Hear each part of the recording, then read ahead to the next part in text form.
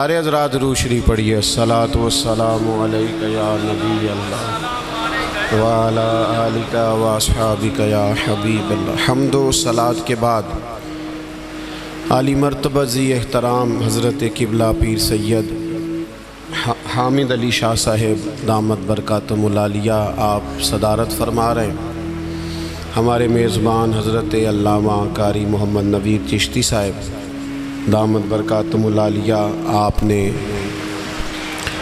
فرمایا اور آپ سب کی زیارت کے لیے اللہ تعالیٰ نے یہ موقع عطا کیا۔ آپ بڑی مہربانی تشریف رکھیں جی، یہ آپ لوگ بیٹھ جائیں جی، آپ تشریف رکھیں۔ اللہ آپ کو سلامت رکھے، اللہ آپ کو برکت دے جی۔ ظاہر ہے موسم گرمی کا ہے، لوگ زیادہ ہیں تو اس ترتیب سے تھوڑی سی وقتی مشکل ہوتی ہے، لیکن آپ محبت سے بیٹھیں گے تو کوئی مشکل بھی مشکل نہیں انشاءاللہ تعالیٰ۔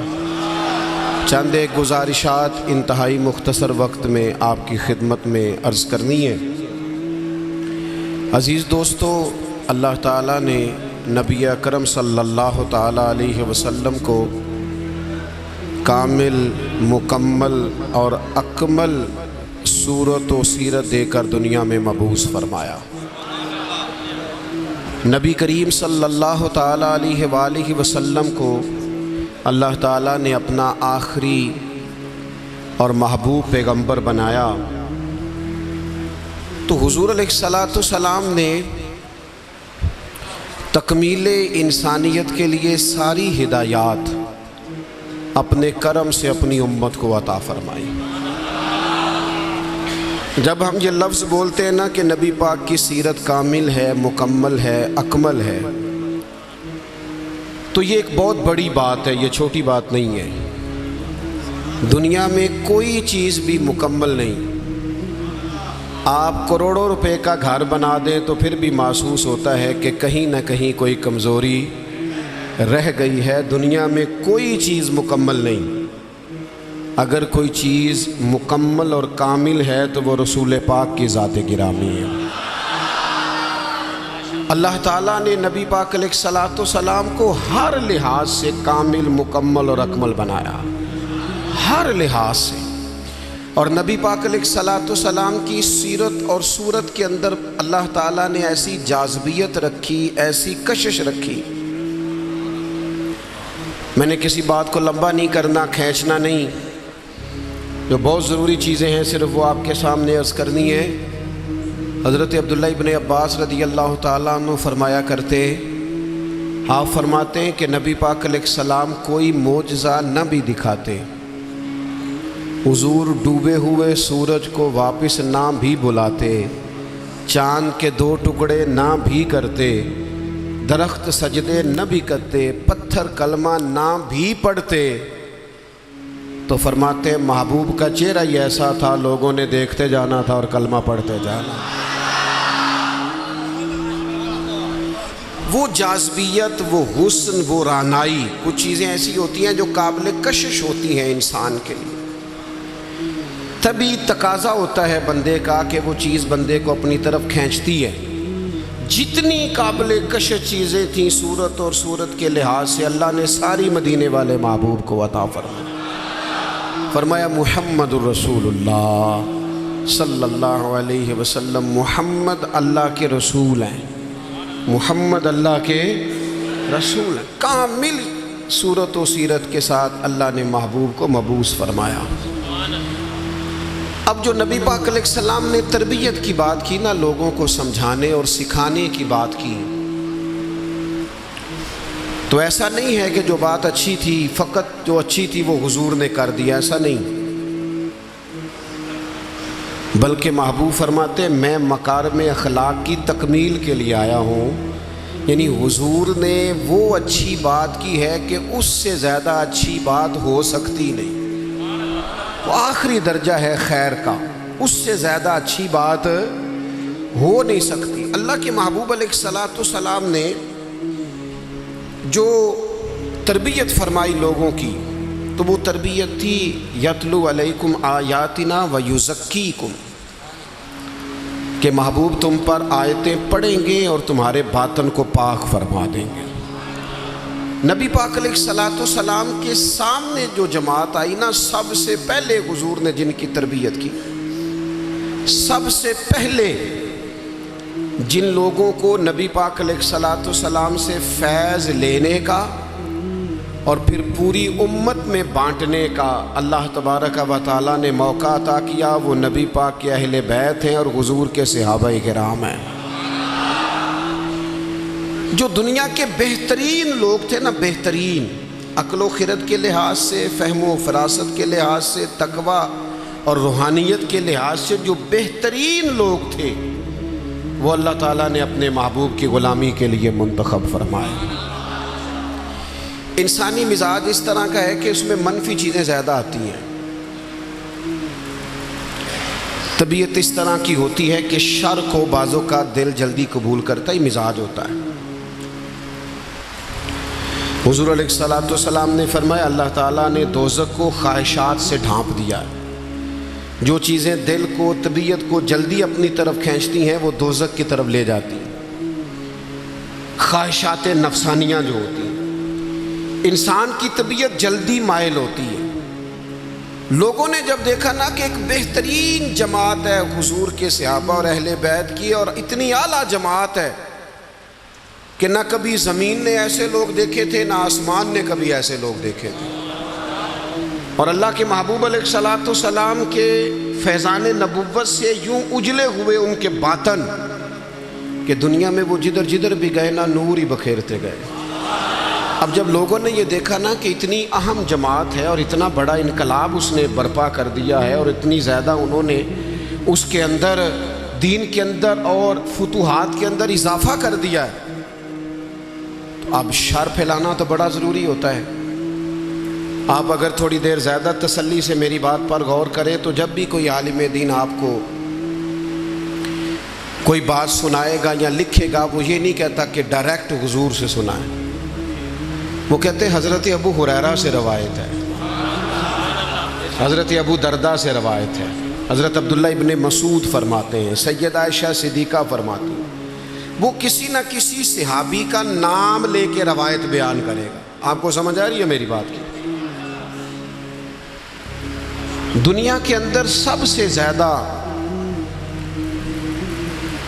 محبوب علیہ السلام کے ارشادات موجود ہیں، فرامین موجود ہیں، اور وہ امت پر احسان کیا ہے نبی پاک کے صحابہ نے۔ اب لوگوں نے یہ کیا کہ وہ ڈائریکٹ تو دین کو مشکوک نہیں کر سکتے تھے، انہوں نے اس طرح کیا کہ جو دین کو روایت کرنے والے تھے نا، جو دین کو آگے بیان کرنے والے تھے، ان لوگوں کو مشکوک کرنا شروع کر دیا۔ جب کسی بندے کی شخصیت مشکوک ہو جاتی ہے تو اس کی بات کیسے معتبر رہے گی؟ لوگوں نے چال یہ چلی، زیادتی یہ کی دین کے ساتھ کہ صحابہ اور اہل بیت کی لڑائیاں ثابت کرنی شروع کر دیں، معاذ اللہ عداوتیں ثابت کرنی شروع کر دیں، اور ان لوگوں کو مشکوک کرنا شروع کر دیا، تاکہ اب ظاہر ہے جب ایک شخص ہی مشکوک ہو جائے گا تو اس کی بیان کردہ بات کیسے ٹھیک رہے گی۔ تو جب آپ صحابہ اور اہل بیت کے تعلق سے کسی تشکیک کا شکار ہوتے ہیں تو جتنا دین وہ لائے، قرآن مجید کو جمع کرنا شروع کیا تھا حضرت صدیق اکبر نے، اور اس میں بھرپور کردار ادا کیا سیدنا عثمان غنی نے۔ تو جب آپ ان لوگوں کو ہی مشکوک کر دیں گے تو جو کام انہوں نے کیے وہ کیسے معتبر رہیں گے؟ خدا را دین کو سمجھنا، بات کو سمجھنا۔ اولین جماعت کے خلاف یہ سازش کی گئی، لوگ تاریخ کی کتابیں کھول کھول کے سامنے رکھتے ہیں اور لوگ جانے کیا کیا لے کے آتے ہیں۔ میں نے تو اللہ کا قرآن پڑھا ہے، رب قرآن مجید میں فرماتا ہے محمد الرسول اللہ والذین معہ اشداء علی الکفار، فرمایا محمد صلی اللہ تعالی علیہ وسلم اللہ کے رسول ہیں اور ان کے جو ساتھ لوگ ہیں وہ کافروں پر سخت ہیں۔ رحماء بینہم، آپس میں تو بڑے رحم دل ہیں۔ تو اللہ کا قرآن کہہ رہا ہے وہ آپس میں رحم دل ہیں، وہ آپس میں پیار کرنے والے ہیں، وہ ایک دوسرے کا احترام۔ اللہ کا قرآن کہتا ہے رحماء بینہم۔ میرا خیال ہے جب قرآن کی آیت سامنے آ جائے تو پھر تاریخ کی کتاب کی تو ضرورت نہیں رہتی، پھر تاریخی حوالوں میں الجھنے کی حاجت ہے۔ اللہ نے کہہ دیا رحماء بینہم، وہ آپس میں مہربان ہیں، ہو ہلکا یاراں تو بریشم کی طرح نرم۔ رزق میں حق و باطل ہو تو فولاد ہے مومن. مومن تو آپس میں رحم دل ہوتے ہیں، ایک وجود کی طرح ہوتے ہیں. علامہ اسماعیل حقی رحمۃ اللہ نے لکھا ہے کہ ایک مقام پہ نا تمام صحابہ بیٹھے تھے. ہمارا ایک مزاج ہوتا ہے کہ ہم عزتیں نہیں دیتے، طبیعت ہوتی ہے. اور کچھ لوگ ایسے ہوتے ہیں جنہوں نے طے کر لیا ہوتا ہے کہ مجھے عزت ملنی ضرور چاہیے. یہ بھی بہت بڑا مشکل کام ہے. بہت سارے لوگ خود اپنے لیے پروٹوکول کا اہتمام کر لیتے ہیں، وہ زیادہ نقصان کا باعث ہوتا ہے. کوئی سیاسی سماجی فلاحی بڑا آدمی آ جائے نا کبھی محفل میں، تو وہ گردن اونچی کر کر کے دکھاتا ہے پیچھے کہ لو میں آ بھی گیا ہوں اور نقیب صاحب نے میرا نام ہی نہیں لیا. اور بہت سارے بندوں کی تعریف نہ کرو تو نیند نہیں آتی بیچاروں. یہ ابھی ہم آ رہے تھے نا، تو ہم نے اپنے میزبان کو ٹیلی فون کر کے کہا کہ مہربانی کرنا کسی استقبال کا اہتمام نہ کرنا. فقیروں اور وزیروں میں کوئی تو فرق رہنا چاہیے، کوئی تو فرق رہ جائے. یہ پہلے کہا، آنے سے پہلے کہا، پوچھ سکتے ہیں. اور میں آ رہا تھا تو ایک سنگی جو ہیں وہ جلدی سے گرنے لگے پیروں میں. میں آپ کو ذمہ داری سے کہتا ہوں، آپ ہماری بات مانیں جو کہہ رہے ہیں تو پھر ہمارا فائدہ ہے، ورنہ پیروں کی کیا بات ہے. میرے جیسے تو گناہ گار کے ہاتھ چومنے سے بھی آپ کو کچھ نہیں ملے گا، کوئی فائدہ نہیں. مان نانم کے من دانا، یہ تو مجھے آپ نے کرسی پہ بٹھا دیا ہے، ورنہ تے پتہ سارا ہے سردار نو کیتیاں دا ایدہ پردہ چا پایا ہی پلا ہو سی. آپ میں سینکڑوں لوگ ایسے ہیں جو مجھ سے 1000 درجے اعلیٰ ہیں. اس لیے کچھ چیزوں سے باہر آ جاؤ، زندگی کو اس کے اصل حسن کے ساتھ جینا شروع کرو، پھر مزہ آئے گا. کیوں؟ اس لیے کہ میرے کریم محبوب نے فرمایا تو رب کی رضا کے لیے جھک جا، اللہ تجھے عزت عطا فرما دے، اللہ تجھے وقار عطا کرے گا. تو جھک جا اللہ کی رضا کی. ان چیزوں سے باہر آ جائیں. جو بات عرض کرنے جا رہا تھا، ہم عزت نہیں دیتے. قابل عزت آدمی کو ہمیشہ عزت دیں. اچھا، اس کے دل میں نہیں ہونا چاہیے. سیاستہ میں حدیث موجود ہے، نبی پاک علیہ السلام نے فرمایا جس بندے کی خواہش ہو نا لوگ مجھے اٹھ کے ملیں، وہ جہنمی ہے. اس کے دل میں خواہش پیدا ہو جائے کہ لوگ کھڑے ہو کے مجھے ملیں، یہ آپ کو سیاستہ میں حدیث ملے گی. لیکن جو قابل عزت ہو اسے عزت دینی چاہیے. اور میں بڑے زمانے سے کہہ رہا ہوں، کسی کو عزت ہمیشہ وہ دیتا ہے جو خود صاحب عزت ہوتا ہے. وہ صاحب عزت لوگ عزت والوں کو عزت دیتے ہیں. بات کی سمجھ آ رہی ہے آپ حضرات؟ علامہ اسماعیل حقی رحمۃ اللہ لکھا ہے کہ جگہ پہ صحابہ حضور علیہ السلام کے ساتھ بیٹھے تھے، تو جگہ وہاں بظاہر تھوڑی کم تھی، تو ڈھیر سارے لوگ بیٹھے تھے حضور کی خدمت عالی مرتبت میں زیارت و ملاقات کا شرف پانے کے لیے. تو ظاہری طور پر وہاں جگہ تھوڑی تھی. حضرت ابو بکر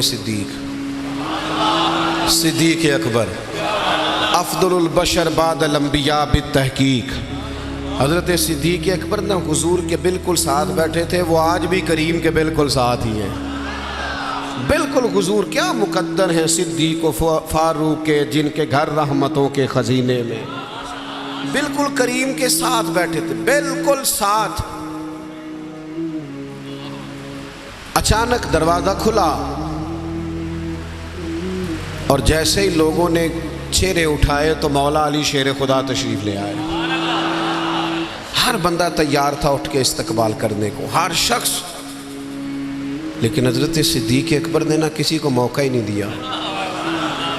سب سے پہلے حضرت ابو بکر اٹھے اور دروازے پر جا کر ان کا استقبال کیا، اور پھر ان کو بازو سے تھام کے لا کے حضور کے قریب بٹھایا اور تھوڑا ذرا سائیڈ پہ ہو کے بیٹھ گئے. ساری اثرات صرف تقریروں کے نہیں ہوتے، بعض اوقات عمل سے بھی ایسا نتیجہ نکلتا ہے، عمل کرنے سے بھی، کہ وہ بات کہیں دور چلی جاتی ہے. حضرت سیدنا صدیق اکبر اٹھے، بازو تھاما، لا کے مولا کائنات کو حضور کے قریب بٹھایا. کسی نے تبصرہ نہیں کیا. محفل کا رنگ ہی بدل گیا، لوگوں کے ذہنوں میں تصورات ہی بدل گئے. جب کیفیت اور ہو گئی تو اور کیا تبصرہ کوئی کرتا. میرے کریم بولے اور حضور فرمانے لگے دیکھا تم نے میرے ابو بکر نے کیا کیا ہے؟ تم نے غور کیا میرے صدیق نے کیا کیا ہے؟ پھر حضور فرمانے لگے عزت والا ہی کسی کی عزت کو پہچانا کرتا، اہل فضل۔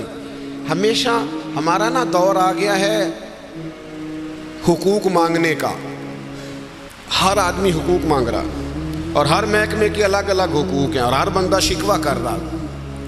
کئی دفعہ مجھے کمزور لگتے ہیں وہ لوگ جو اس طرح شکوے کرتے ہیں۔ ایک جگہ میں دستار فضیلت کے اجتماع میں حاضر تھا تو وہاں ایک صاحب نے بڑے درد سے بات کی کہ لوگ علماء طلباء کی عزت نہیں کرتے، وہ وقار نہیں دیتے۔ میں نے کہا ٹھیک ہے آپ کی بات بڑی حد تک یہ مسئلہ ٹھیک ہے، لیکن اس کا اظہار کبھی بھی کمزوری کے ساتھ نہ کریں، کبھی سہم کے ڈر کے پیچھے ہٹ کے یہ بات نہ کریں۔ آپ کو کیا ضرورت پڑی ہے اتنا جھوک کے یہ بات کرنے کی؟ آپ تو وہ جماعت ہیں، طالب علم علماء تو وہ جماعت ہے کہ یہ پہلے دن گھر سے نکلتا ہے، ابھی اس نے ایک سپارہ بھی نہیں پڑھا، الف با تا سا بھی نہیں پڑھا، ابھی گھر سے نکلا ہے کہ اللہ کے فرشتوں نے اس کے پیروں کے نیچے پر بچھا بھی دیے۔ تو رب رسول کی بارگاہ سے اتنا احساس مل رہا ہے تو ادھر ادھر کیوں دیکھتا ہے؟ یہ کچی بات ہے، کمزور مزدور آدمی نا، کئی دفعہ بعض لوگ ملنے آتے ہیں تو کہتے ہیں آپ کیا کام کرتے ہیں؟ کہتے ہیں جی حضرت صاحب پیر صاحب میں نا جی مزدور ہوں۔ میں کہتا ہوں یہ آپ نے جھک جھک کے بات کیوں کی؟ سر جھکا کے آپ نے بات کی میں مزدور ہوں، اس کا کیا معنی ہوا؟ سر جھکا کے وہ بات کرے جس نے کرپشن کی ہے، جس نے مال لوٹا ہے، جو کسی کے پیسوں پہ پلتا ہے۔ تو محنت کر کے دو ہاتھوں سے کما کے کھاتا ہے، تو سر اٹھا کے جیا کر۔ اللہ کے محبوب علیہ الصلوۃ والسلام نے فرمایا سب سے بہترین روزی وہ ہے جو بندہ اپنے دو ہاتھوں سے محنت کر کے کما کے کھاتا ہے۔ اور ساتھ مثال دی حضور نے فرمایا حضرت داؤد علیہ السلام اپنے ہاتھوں سے محنت کر کے کما کے کھایا کرتے۔ گردن کو جھکا دیتا ہے خیرات کا پتھر، جہاں میں مانگنے والوں کے سر کبھی اونچے نہیں ہوتے۔ تو صحابہ کرام علیہم رضوان کا یہ مزاج رہا کہ آپس میں ایک دوسرے کو عزت دے۔ دوسری بات یہ تھی کہ ان کی زندگیوں میں جو پہلو آپ کو بڑا غالب نظر آئے گا نا، وہ پہلو ہے ان کے مزاجوں کی طبعی سادگی۔ سادہ طرز زندگی نا آسان بڑا ہوتا ہے، اور یہ جو طرز زندگی ہوتا ہے نا تھوڑا سا دنیا سے ہٹ کے، یہ مشکل ہوتا ہے۔ یعنی جو بندہ ابھی آ گیا نا چارہ کاٹتا ہوا وضو کر کے چینج کر کے مسجد میں، وہ جہاں بھی جگہ مل جائے خیر ہے، اسے ٹینشن کوئی نہیں۔ اور جس بچے نے 4-5 ہزار دے کے بال سیدھے کرائے ہوئے نا، وہ پریشان بھی بڑا ہے کہ میں نے اتنا خرچہ کر دیا، کوئی دیکھ ہی نہیں رہا میری طرف۔ یہ سادہ طرز زندگی بڑا آسان ہوتا ہے، بڑا۔ حضرت مولا علی شیر خدا رضی اللہ تعالیٰ عنہ کوفے کی جامع مسجد کے باہر کھڑے ہو کے فرما رہے، یہ حقیقتیں آپ کو پتہ ہے مسائل کتنے بڑھ گئے ہیں ملک کے اندر، غریبی کتنی جڑیں پکڑ گئی۔ لوگ پیٹرول پہ بحث کرتے ہیں، پیٹرول پہ بحث وہ لوگ کرتے ہیں جن کی گاڑیاں بڑی ہیں، بڑے لوگ بڑی گاڑیوں والے وہ پیٹرول پہ بحث کرتے ہیں۔ چھوٹا غریب آدمی پیٹرول پہ بحث نہیں کرتا، اس کا پیٹرول سے لینا دینا کچھ نہیں۔ وہ تو اس بات پہ بحث کرتا ہے کہ یار بس کا کرایہ فی سواری 5 روپے بڑھ گیا ہے، روز دکان پہ جانا ہوتا ہے، اس کا تعلق اور چیز سے ہے۔ اللہ کرے آپ کو سمجھ آئے میری بات۔ یہ 15-20% طبقہ ہوتا ہے جو بڑی بڑی باتیں کرتا ہے، اکانومی کی اور فلاں فلاں فلاں، آپ لمبی بات کر رہے ہیں۔ یہاں تو مسئلہ اس بندے کا ہے جس نے صبح روز 25 روپے جانے کے دینے ہیں، 25 روپے اس پر بوجھ پڑتا ہے، اس کا بجٹ متاثر ہوتا ہے، اس کو دشواری ہوتی ہے۔ تکلیف اس گھر میں ہوتی ہے جس میں رات کو بیوی اپنے شوہر سے کہتی ہے کہ میرا دل نہیں کرتا آپ کو تکلیف دوں، پر صبح جب بچوں نے جانا ہے نا اسکول کالج مدرسہ، تو ان کے پراٹھے پکانے کے لیے گھی کوئی نہیں میرے پاس، تو مہربانی سب روگاں دا روگ محمد جس دا نام غریبی، یہ کانڈ ولا کے لنگ جاندے نہیں دوست یار قریبی۔ یہ سب سے بڑا دکھ ہے اس ملک میں۔ یہ کس طرح آسان ہو سکتا ہے جب ملک کے اندر سادہ طرز زندگی کو فروغ دیا جائے۔ سادہ طرز زندگی. جب ایک آدمی بہت موج میں وقت گزار رہا ہے، ایک تکلیف میں وقت گزار رہا ہے، تو کیسے معاملہ ٹھیک ہوگا؟ حضرت مولا علی شیر خدا کرم اللہ تعالی وجہ الکریم کوفے کی جامع مسجد کے باہر کھڑے تھے، اس حال میں کہ وہ امیر المومنین ہیں، اور ہاتھ میں زرہ پکڑی تھی. اور یہ بات وہ کسی مظلومانہ انداز میں نہیں کر رہے تھے، کسی پریشانی کے عالم میں نہیں کر رہے تھے جیسے غریب ہو تو اس کی آنکھوں سے غربت چھلکتی ہے، معاذ اللہ یہ رنگ نہیں تھا. بلکہ وہ باہر کھڑے ہیں اور بڑے وقار کے ساتھ کہہ رہے ہیں یار یہ میری زرہ کو بندہ خرید لے، میرا طعم زیادہ پرانا ہو گیا ہے، اگر نئے خریدنے کے پیسے ہوتے تو میں زرہ نہ بیچتا، یہ کو بندہ لے لے مجھ سے، یہ لے لے. سادہ طرز زندگی، یہ سمجھے، یہ صحابہ اور اہل بیت کی شان ہے.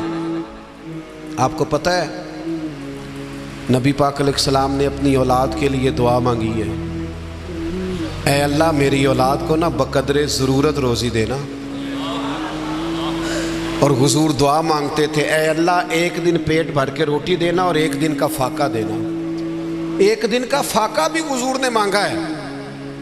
نیرا میٹھا کھانا ہی سنت نہیں، فاقہ کرنا بھی سنت ہے، اس پر بھی توجہ کریں. یہ بھی حضور نے دعا مانگی، یہ بھی مانگ کے دیکھے کوئی اپنے لیے، یہ بھی حضور نے مانگی. مہینہ مہینہ چولہا نہیں جلا سیدہ فاطمہ کے گھر میں، مہینہ مہینہ. یہ ہمارے بچے نہیں میدانوں میں جہاد کر سکتے. وہ کیسے جہاد کریں گے جن کا ٹیشو پیپر کوئی اٹھاتا ہے، جن کی گاڑی کا دروازہ کوئی کھولتا ہے، وہ میدان میں کیسے نکلیں گے؟ سیدہ پاک کی اولاد پاک نے میدان میں ڈٹ کے مقابلہ کیوں کیا؟ اس لیے کہ ان کی اماں نے مہینہ مہینہ کھجور سرکے پہ گزارا کرنا سکھایا ہوا تھا. ان کی ماں نے سکھایا تھا 3 دن روزے رکھنے، اور کھجور پانی سے سحری، کھجور پانی سے افطار. جب گھر کے اندر یہ سادگی کا حسن ہونا تو پھر بچوں کو مشکل نہیں ہوتی ہے میدانوں میں کھڑا ہونے، پھر وہ طاقتور ہوتے ہیں، اعصابی طور پر مضبوط ہوتے ہیں. ہم نے دولتیں جمع کرنے کے نام پر اپنی اولادوں کو کمزور کر دیا ان لوگوں کے مزاج میں. اور یہی منہج صحابہ کا ہے. حضرت عمر فاروق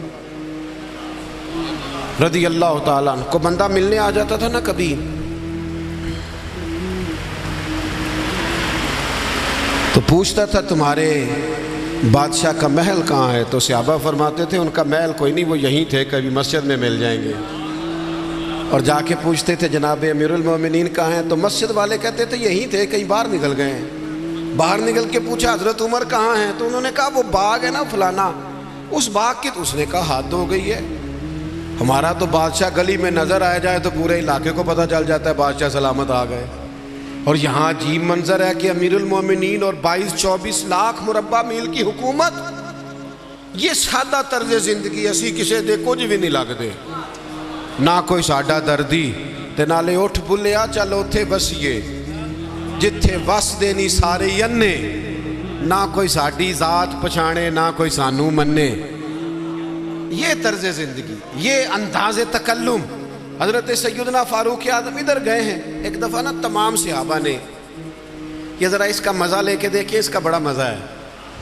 میں کئی دفعہ دوستوں سے کہتا ہوں روب کپڑوں کا نہیں ہوتا، روب کردار کا ہوتا ہے. ہاں کسی آدمی کا 6 کروڑ کا مکان ہو نا، بڑی سوسائٹی میں بڑی کوٹھی، تو پیسہ کرپشن کا ہو تو لوگ دروازے پہ کھڑے ہو کے کہہ دیتے ہیں 2 نمبر مال ہے. اور بندہ ٹوٹی ہوئی موٹر سائیکل پہ آئے، چھوٹا سا آفیسر ہو، چھوٹا سا ملازم، اور جس کرسی میز پہ بیٹھے وہ بھی ٹوٹے ہوئے ہوں، تو اس کے باہر دفتر کے دروازے پہ بڑے بڑے وزیر سفیر کھڑے ہو کے کہہ رہے ہوتے ہیں یار بندہ بڑا کھڑا ہے، نہ سفارش نہ جائے سنتا ہے نہ رشوت لیتا ہے. اس کا مطلب ہے روب کپڑوں کا. ہمارے بزرگ تھے نا گجرانوالہ میں حاجی ابو داؤد محمد صادق صاحب رحمۃ اللہ علیہ، تو ہم بڑے بڑے لوگوں کو دیکھتے تھے، وہ حضرت سے ملنے کے لیے آتے تو کوشش کرتے پہلے کبھی امامہ باندھ لینا، اگر کوئی گھڑی چین والی ہے تو اتار لینا. اتنی بڑی پجاروں سے بندہ اترا ہے لیکن اپنا لباس ٹھیک کر رہا ہے. اور اپنا اس شخص کا حال یہ تھا، زندگی ساری رکشے میں سفر کیا، مکان مسجد کا اسی میں زندگی بتا دی. کسی نے 1000 پہ نظر پیش کی تو کہنے لگے میرا تو اتنا خرچہ ہی نہیں، مجھے 50 دے جا گزارا چل جائے گا. تو غریب آدمی ہے، تو لے جا اپنے گھر میں کام کاج چلا، الہی یہ تیرے سادہ دل بندے کدھر جائیں۔ او عزیز دوست، سادہ طرز زندگی، سادہ، یہ شان ہے صحابہ اور اہل بیت کی۔ اپنی زندگیوں میں نا یہ اعلیٰ کھانا کھا کے نا، روز مرغن غذائیں کھا کے پھر دوائیاں بھی کھانی پڑتی ہیں۔ سادی روٹی کھائیں نا۔ میں نے اپنے ابا جی سے ایک دن پوچھا، میں نے کہا کھانے میں کیا پسند ہے؟ کہنے لگے پتر جے بھوک لگی ہوئے تے اچار دا بھی بڑا ہی مزہ ہے تے چٹنی دا بھی بڑا ہی سواد ہے، تے جے نہ لگی ہوئے تے پھر نخرے، یہ نہیں کھانا یہ نہیں کھانا۔ بھوک لگ جائے تو پھر سارا کچھ کھانے میں مزہ آتا ہے۔ حضرت عمر فاروق کو نا میٹنگ کر کے، صحابہ نے میٹنگ کر کے کہا، باقاعدہ میٹنگ ہوئی کہ جناب عمر سے کہنا ہے، حضرت صدیق اکبر رضی اللہ تعالیٰ عنہ کے دور مبارک تک اتنی وسعت نہیں تھی، اب تو اللہ نے بڑی وسعت کر دی ہے، آپ کو بھی مال غنیمت میں بڑا حصہ ملتا ہے، اور اپنی جگہ حضور کا فرمان بھی بالکل درست موجود ہے کہ اللہ نعمت دے تو اثر دیکھنا پسند کرتا ہے۔ آپ کا کرتا وہی پرانا پھٹا ہوا، اتنے پیوند ہیں کہ اب پیوند لگنے کی بھی جگہ نہیں۔ عمر سے کہنا کرتا نیا لے لے۔ سب نے کہا بالکل کہنا چاہیے یار، بڑے بڑے وزیر ملنے آتے ہیں، بڑے بڑے ملکوں کے سفیر آتے ہیں، تو عمر سے کہنا ہے۔ سب کہنے لگے کہنا چاہیے کہنا چاہیے۔ ایک صحابی بولے، کہنے لگے چلو پھر اس بندے کا نام بھی بتاؤ جو عمر سے بات کرے گا۔ بندہ ایک چنو نا جو سیدنا عمر سے، ان کے روب کے سامنے کوئی بات کرے گا۔ تو ایک صحابی کہنے لگے ہے نا ایک بندہ جن کی بات نہیں ٹالیں گے۔ کہا وہ کون ہے؟ کہنے لگے مولا علی شیر خدا، ان کی بات نہیں ٹالی جائے گی۔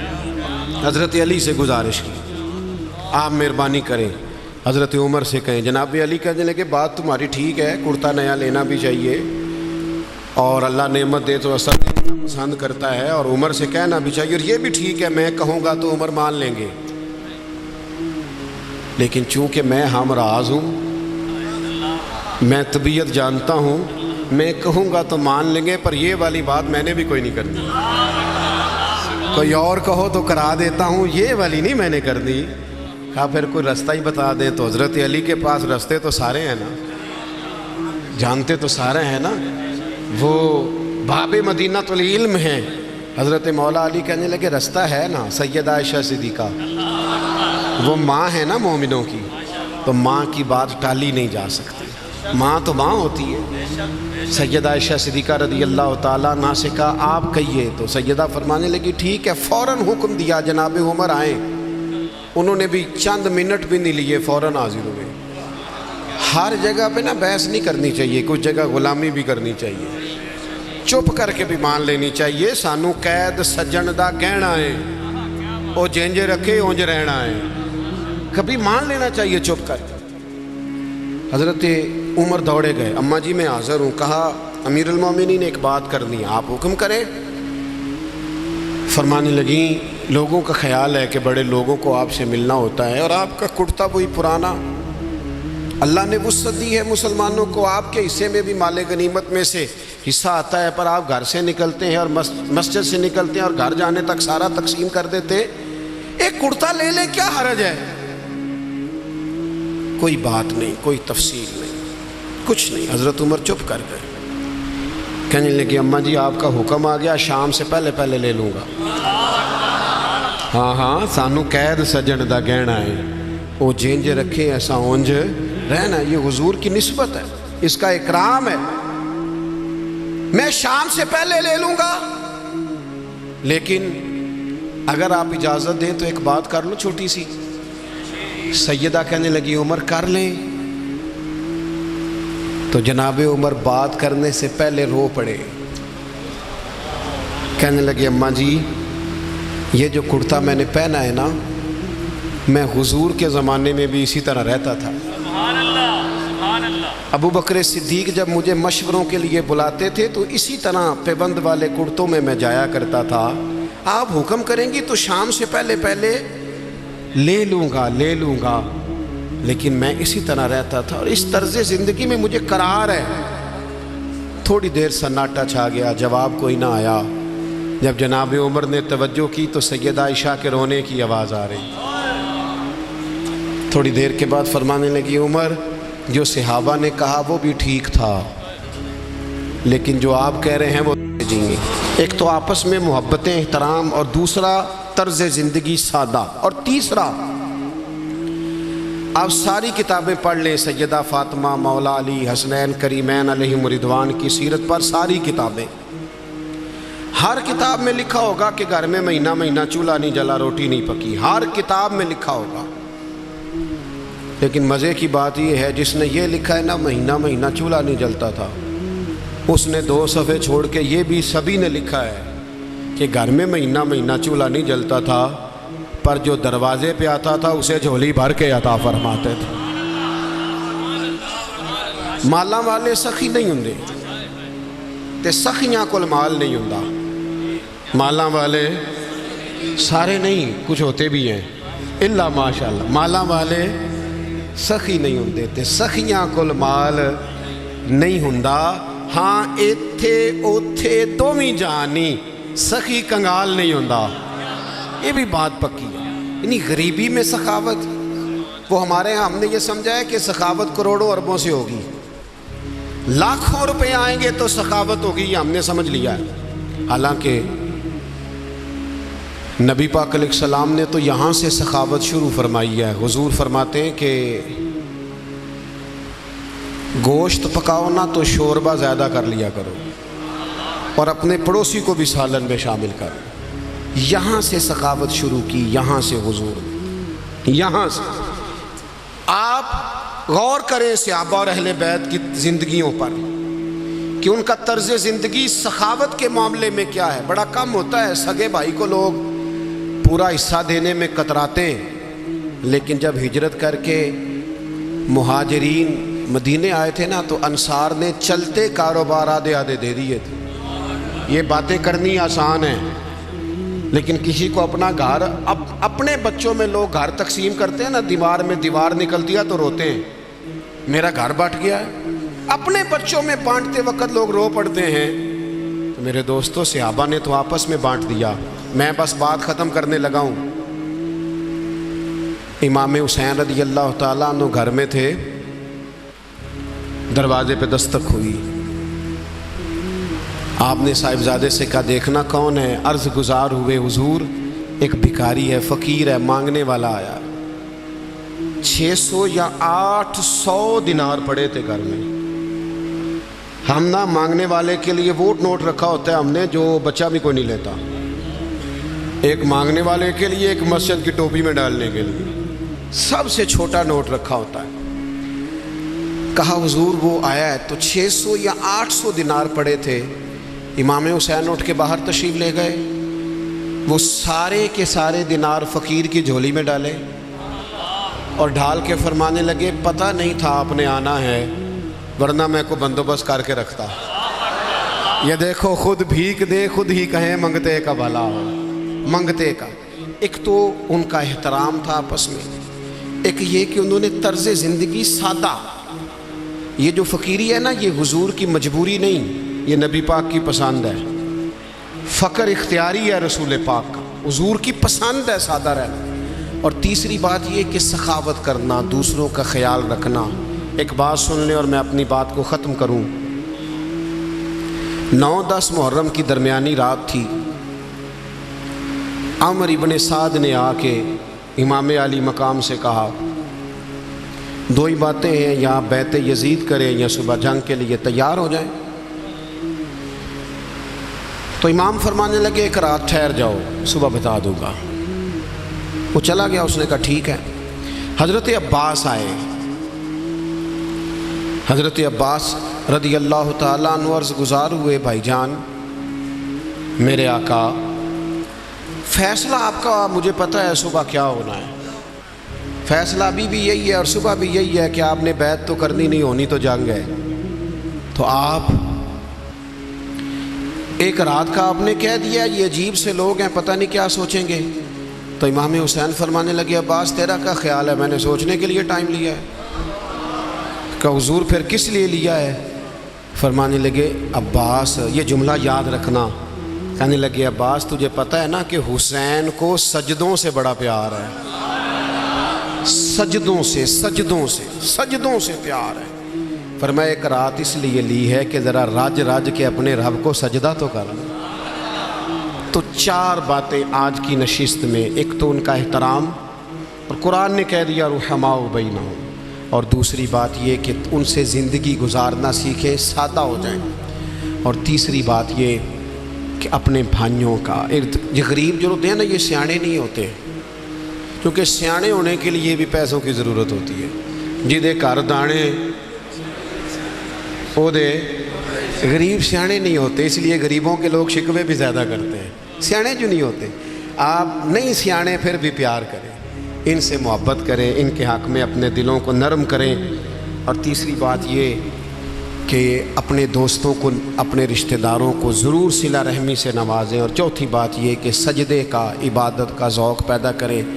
اچھا نہیں لگتا بزم میں تیزی سے آنا اور چلے جانا، لیکن ہم مجبور لوگ ہیں، ہم ایک جگہ پہنچ رہے ہوتے ہیں تو دوسری جگہ سے فون آ رہے ہوتے ہیں، وہ یہ بھی نہیں پوچھتے نکلے ہو کہ نہیں، وہ پوچھتے ہیں پہنچے کتنے ہو۔ تو یہ اسی محبت میں یہ ٹائم سیٹ ہو گیا تھا۔ پروگرام آگے چلے گا یہاں، محفل ابھی چلے گی نا محفل؟ سید صاحب قبلہ موجود ہیں۔ ایک بات اپنے ذہن میں اچھی طرح رکھیں، محفلیں سرکار کی ہیں، بندے آتے جاتے رہتے ہیں، میں دیانتداری سے کہہ رہا ہوں آپ کو، اور پہلے بھی کہہ چکا ہوں، پھر کہتا ہوں، ہم نظریات کے قائل ہیں، شخصیات کے قائل ہیں۔ قطعاً محفل کا ماحول آپ خراب نہ کریں۔ آپ اگر محفل میں اطمینان سے بیٹھیں گے تو اللہ کے گھر میں باوضو بیٹھا ہو، مجھے تسلی ہوگی قلبی طور پر۔ کبھی بھی لوگ آتے جاتے رہتے ہیں، ہم سے پہلے بھی جلسے ہو رہے تھے، مرنے کے بعد بھی ہوں گے۔ یہ اللہ رسول کے نام کی محفل ہے، میری زیادہ مجبوری ہے، مجھے کسی جگہ پہنچنا ہے، اور جس ترتیب سے میں نے ٹائم سیٹ کیا تھا وہ ٹائم بھی تھوڑا بلکہ اوپر ہی ہو گیا، تو میں نے معذرت دینی ہے۔ کوئی دوست، وہ پہلے مجھے بڑی تکلیف ہوئی جو سنگی پیروں میں گرا، اور تکلیف بھی ہوئی اور ناراضگی بھی ہوئی، اب کوئی ایسا کام نہ کہ یہ صریحاً بات درستی نہیں ہے۔ آپ اطمینان کے ساتھ پروگرام میں تشریف رکھیں، قطعاً کوئی دوست نہ اٹھے، ناز شریف ہوگی یا جیسے قبلہ حضرت صاحب فرمائیں گے ویسے ترتیب ہوگی۔ آخر دعوانا